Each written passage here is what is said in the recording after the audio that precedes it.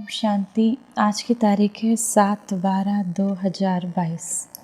आज के बाबा के मधुर मुरली के मधुर महावाक्य हैं। मीठे बच्चे, तुम्हें अच्छे संस्कार धारण कर पतितों को पावन बनाने की सर्विस करनी है, अंधों की लाठी बनना है। प्रश्न है आज की मुरली से, पिछाड़ी के समय कौन सी अवस्था आनी है? उत्तर, पिछाड़ी के समय निरंतर रूहानी यात्रा करते रहेंगे, बैठे बैठे साक्षात्कार होंगे, बाप और बरसा याद आता रहेगा, बैकुंठ की तरफ देखते रहेंगे। बैकुंठ माना सतयुग की ओर देखेंगे। बस अभी हम ये प्रारब्ध पाएंगे, हर्षित होते रहेंगे, बहुत खुश होंगे कि हमारी नई दुनिया आएगी और हम इसमें राजाई करेंगे। परंतु अच्छा पुरुषार्थ नहीं किया तो पछताना भी होगा, सजाओं का भी साक्षात्कार करेंगे। गीत है आज की मुरली से, रात के राही थक मत जाना। ओम शांति। यह है रूहानी यात्रा। सबसे जास्ती महत्व इस रूहानी यात्रा का है। यह है ईश्वरीय भाषा अथवा भाषा। तुम भी भाषण करते हो ना। बाप कहते हैं सबसे जास्ती तो मैं भाषण करता हूँ, क्योंकि मैं ज्ञान का सागर हूँ और फिर पतित पावन सद्गति दाता हूँ। ज्ञान से सद्गति होती है। बाप कहते हैं वास्तव में मेरा नाम भी एक ही है, ज्ञान का सागर और सद्गति दाता तो एक को ही कहेंगे, बहुतों को तो कह नहीं सकते। दूसरे मनुष्य ये भी समझते हैं कि ये ड्रामा है, चक्र भी दिखाते हैं, परंतु चक्र की आयु भिन्न भिन्न दिखाते हैं। माना चक्र की आयु दिखाते हैं लाखों वर्ष की कह दी है। अब इस सृष्टि चक्र का ज्ञान भी चाहिए। लाखों वर्ष कह देने से कोई बात का विचार भी नहीं कर पाते। बाप को कहते हैं सर्व का सद्गति दाता, लिबरेटर। लिबरेटर माना छुड़ाने वाला, 5 विकारों से छुड़ाने वाला, इस पतित दुनिया से छुड़ाने वाला लिबरेटर। इतनी आत्माएं जो ऊपर से आई हैं, पहले यहाँ नहीं थी, फिर जरूर नहीं होंगी, तो इतने सबको कौन आकर वापस ले जाएंगे? गाइड तो है ही एक परम पिता परमात्मा। गाइड अर्थात जो आगे रास्ता दिखाता चले। गाते भी हैं पतित पावन गाइड हैं। सर्व का सद्गति दाता है। गुरु होता ही गति करने वाला। गुरु को आगे, फॉलोअर्स को पीछे रखा जाता है। यहाँ ऐसी बात नहीं। यहाँ तो बाप कहते हैं बच्चे तुम आगे चलो, क्योंकि गौशाला भी है ना, गऊओं के पीछे पीछे ग्वाला रहता है। दुनिया में क्या करते हैं, गुरु आगे चलते हैं और उनके फॉलोअर्स पीछे, और यहाँ शिव बाबा अपने बच्चों को आगे रखता है। तो बाबा कहते हैं ये जैसे गौशाला है, गऊओं के पीछे पीछे ग्वाला रहता है, नहीं तो गौएं इधर उधर चली जाएं। बाप भी पिछाड़ी में रहते हैं। आजकल भगत लोग समझते हैं आगे महात्मा जी हों, उनसे आगे जाना बेइज्जती समझते हैं। बाबा कहेंगे बच्चे तुम आगे हो। बाप को तो पिछाड़ी में सारी नज़र रखनी पड़ती है कि कोई खा ना जाए। मिसाल है ना, शेर रे शेर, परंतु शेर था नहीं, तो बाबा को लगता है कोई बाबा के बच्चों को माया खा ना जाए। तुम्हारे लिए भी कहते हैं यह बीके, तो कहते हैं विनाश होगा, होता नहीं। दुनिया वाले कहते हैं कि बीके कहते हैं विनाश होगा और विनाश होता नहीं, परंतु होना तो ज़रूर है। आगे चल मनुष्य समझ जाएंगे बरोबर विनाश का समय है। तुम बच्चे जानते हो विनाश किस लिए है, दुनिया को कुछ मालूम नहीं। अच्छा, महाभारत लड़ाई के बाद क्या हुआ ये भी किसको पता नहीं। तुम बच्चे भी नंबर बार पुरुषार्थ अनुसार जानते हो। हमको बाबा की मदद है। तुम जानते हो बाबा आया है पतितों को पावन बनाने, तो बच्चों को भी यही सर्विस कर ऊंच पद पाना है, पतितों को पावन बनाना है, अंधों की लाठी बननी है। रास्ता बताया जाता है अल्फ और बे, बाबा और बादशाही को याद करते चलो। बस फिर पढ़ाई भी बहुत सहज है, सारा झाड़ सामने खड़ा है। त्रिमूर्ति तो नंबर 1 है शिव के साथ। त्रिमूर्ति का चित्र है ना, ब्रह्मा विष्णु शिव। तो बाबा कहते हैं वो भी शिव, ब्रह्मा विष्णु शंकर का जो चित्र है तो ऊपर में शिव बाबा है। तो बाबा कहते हैं त्रिमूर्ति तो नंबर 1 है शिव के साथ। त्रिमूर्ति मशहूर है, शिव परमात्मा ने तो उनसे भी ऊंचे हैं। अब शिव बाबा तो उन त्रिमूर्ति से भी ऊंचा है, वह तो फिर भी है सूक्ष्म, उनसे ऊंचे हैं परमात्मा, परंतु उसका नाम रूप देश काल भी कुछ नहीं जानते। दुनिया वाले नहीं जानते परमात्मा का नाम शिव है, वो निराकार स्वरूप में है, वो शांति धाम का रहने वाला है, कुछ भी नहीं जानते। तुम बच्चे भी नहीं जानते थे पहले, दिन प्रतिदिन तुमको सब कुछ धीरे धीरे समझाया जा रहा है। अभी तुम समझ चुके हो हम आत्मा हैं, संस्कार आत्मा में भरते हैं, अच्छे व बुरे संस्कार आत्मा में हैं। इस समय अच्छे संस्कार बहुत कम हैं, बाकी हैं बुरे गिरने के संस्कार। इस समय कोई के पीछे अच्छे संस्कार नहीं कहेंगे, जबकि है ही रावण राज। मायावी दुनिया में भी कोई अच्छे तो कोई बुरे होते हैं। कोई पाप करते होंगे तो कहेंगे इनके संस्कार अच्छे नहीं हैं। बुरे संस्कार वाले अच्छे संस्कार वाले देवताओं के आगे जाकर उनकी महिमा गाते हैं। बुरे संस्कार वाले अच्छे संस्कार वाले देवताओं के आगे कितनी उनकी महिमा गाते हैं। भारत बिल्कुल अच्छे संस्कार वाला था। जब सतयुग था तो भारत, बाबा कहते हैं, आत्माएं जैसे 16 कला संपन्न थी, अच्छे संस्कारों वाली थी। अब बुरे संस्कार वाले हैं। मनुष्यों को ये भी पता नहीं है। बाप समझाते हैं जो ऊपर से नई आत्माएं आती हैं, पहले अच्छे संस्कार वाली होती हैं, फिर बुरी हो जाती हैं। फिर उन्हों को ही तमो प्रधान से सतो प्रधान जरूर होना है। भारत के ही चित्र सामने हैं। बुरे संस्कार वाले बैठे देवताओं का वर्णन करते हैं, क्योंकि वह हैं दैवी गुण वाले, यह है आसुरी गुण वाले। समझते भी हैं विकार में जाना आसुरी स्वभाव है, इसीलिए सन्यासी भाग जाते हैं। समझते हैं कि विकार में जाना आसुरी स्वभाव है, तो भी सन्यासी क्या करते हैं, घर बार छोड़कर जंगल में चले जाते हैं सन्यास के लिए। फिर कहते हैं मैं फलाने सन्यासी का फॉलोअर्स हूँ, परंतु सब तो फॉलो करते नहीं। तुम जानते हो ये देवी देवता पवित्र प्रवृत्ति मार्ग के हैं, वही अब अपवित्र बने हैं। सतयुग में थे तो पवित्र थे, धीरे धीरे जैसे जैसे कलाएं कम होती गई तो बाबा कहते हैं अब अपवित्र बने हैं। बाप समझाते हैं तुमने पूरे 84 जन्म लिए हैं। दैवी दुनिया और आसुरी दुनिया गाई जाती है। अभी तुम समझते हो रावण के कारण ही इतना दुख हुआ है। बाप सम्मुख समझाते हैं तुम ही पूज्य थे सो अब पुजारी बने हो, फिर मैं आकर पूज्य बनाता हूँ। बाप तो सदा पूज्य हैं, ब्रह्मा को एवर पूज्य नहीं कहेंगे। एवर पूज्य कौन है, सदा पूज्य कौन है, एक शिव बाबा, जो कहते हैं मैं आकर तुमको 21 जन्मों के लिए पूज्य बनाता हूँ। बहुत ढेर के ढेर देवियाँ हैं, तुम बहुतों ने मिलकर भारत को पावन बनाया है। अब तुम्हारी बुद्धि में फर्स्ट क्लास नॉलेज है। ये सारी नॉलेज, ये सारा ज्ञान तुम्हारी बुद्धि में है कि सृष्टि का चक्र कैसे फिरता है। बाप ही आकर सारा राज समझाकर अपने साथ रूहानी यात्रा पर ले आते हैं। शिव बाबा आकर हमें इस सृष्टि का सारा राज समझाकर अपने साथ रूहानी यात्रा पर ले जाते हैं। वह है हम आत्माओं का बाप, उनकी ही महिमा गाते हैं। हे पतित पावन आओ।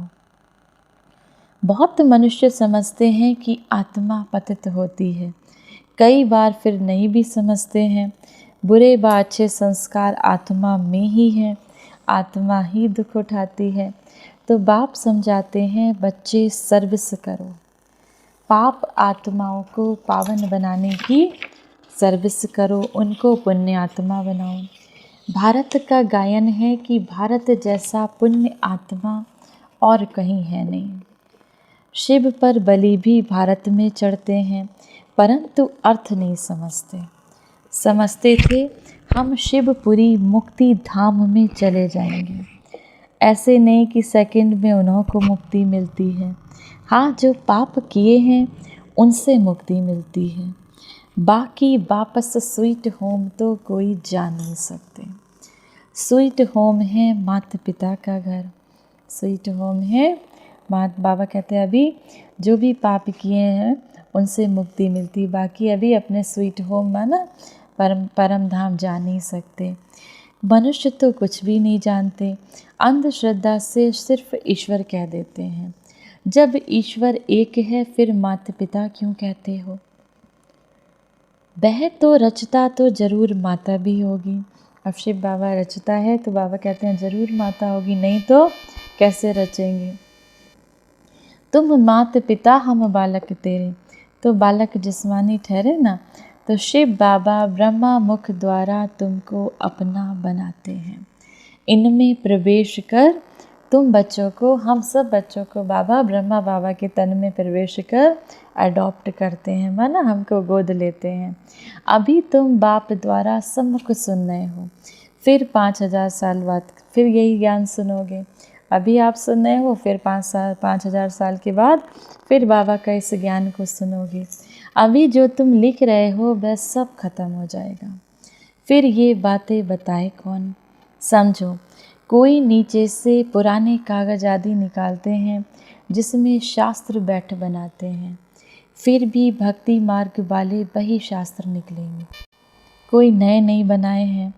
ड्रामा प्लान अनुसार नीचे से वही शास्त्र निकलेंगे। गीता, भागवत, महाभारत, रामायण आदि फिर वही बनेंगे। स्वर्ग की सामग्री भी वही बननी है जो कल्प पहले थी। अब हम अभी समझते हैं कि स्वर्ग में जाकर ऐसे ऐसे महल बनाएंगे। हम सब बाबा के बच्चे क्या समझते हैं? स्वर्ग में जाकर हम ऐसे ऐसे महल बनाएंगे, वहाँ पे राजाई करेंगे, वहाँ पे कितना सुंदर राज्य होगा, प्रकृति सतो प्रधान होगी। तो ऐसे ऐसे हम सब बच्चे समझते हैं। तुम बच्चों को बहुत खुशी रहनी चाहिए कि हम जाकर स्वर्ग में सतयुग में प्रिंस प्रिंसेस बनेंगे। अगर निश्चय नहीं तो स्कूल में जैसे बेसमझ बैठा हो। यहाँ भी अगर नॉलेज समझकर किसको समझाते नहीं तो बेसमझ हुए ना। राजाएं तो बने हैं, फिर कोई सूर्यवंशी में बनेंगे, कोई चंद्रवंशी में। पढ़ाई में बहुत बहुत फ़र्क पड़ जाता है। बाप तो अच्छी रीति समझाते रहते हैं, बच्चों को अच्छी रीति पुरुषार्थ करना पड़े। बाप और क्या करेंगे?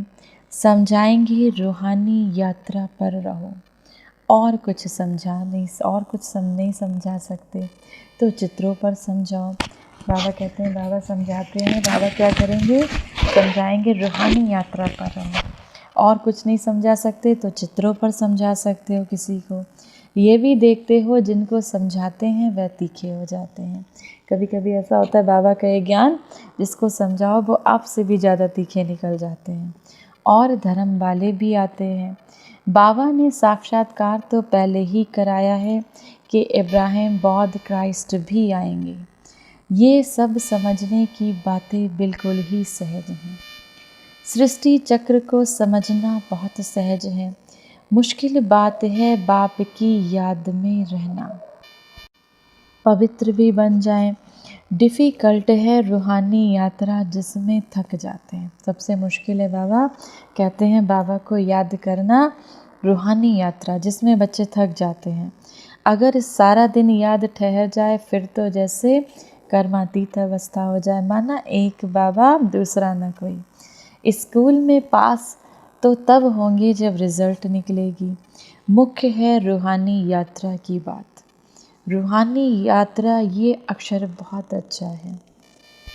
सारी मेहनत बच्चों को कहाँ लगती है? बाबा समझता है, बाबा कहते हैं सारी मेहनत योग में ही मेहनत है।